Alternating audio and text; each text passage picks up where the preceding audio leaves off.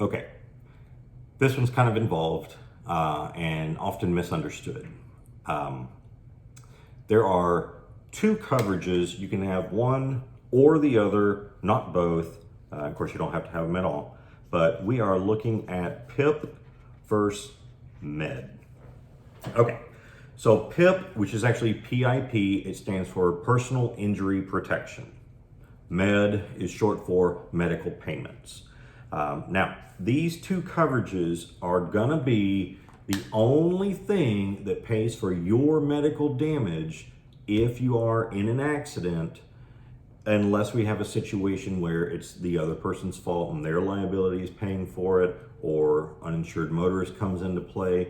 But this is extra money available to help pay for medical costs. And it's usually not a lot. The standard with PIP is $2,500. The standard with MedPay is $2,000. So, I like to say, think about your deductible for health insurance.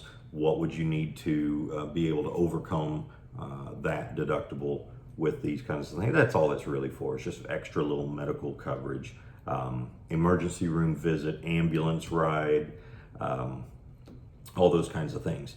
So the difference though, because this one costs more than MedPay does,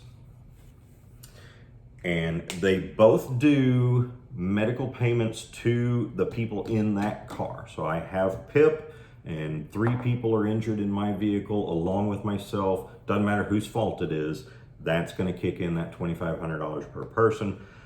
With MedPay, I have people hurt in my car, 3 people plus myself.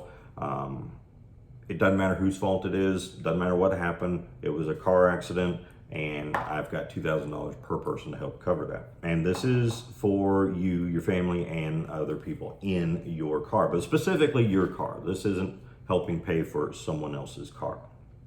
Okay, the big difference here is this one pays for lost wages. This one does not. So you have a medical bill. This one will help pay it.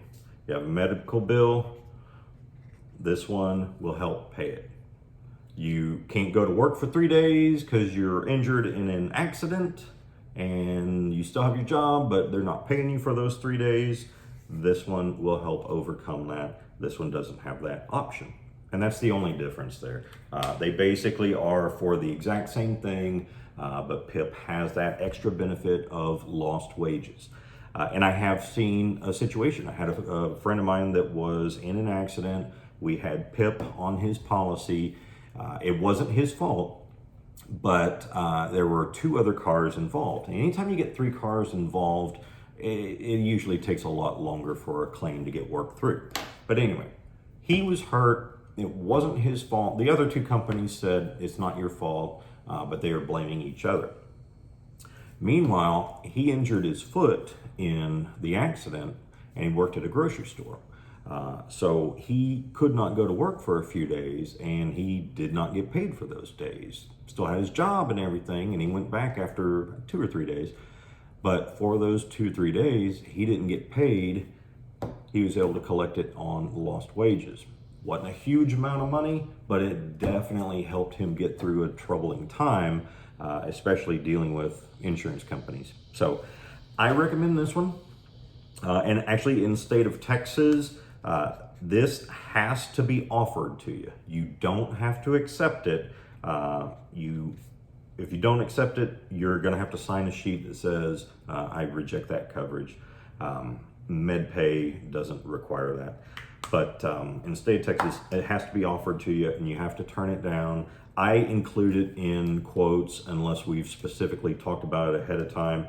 And we can adjust that, of course. But I like the coverage.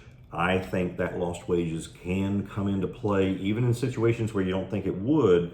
That can really save you some money. Plus, it's got the extra little bit of coverage there. It does cost more, but not a whole lot more. So anyway, that's it. PIP versus MedPay. I recommend having one or the other. You can't have both, but it's so inexpensive. Have one of those 2 on your auto policy.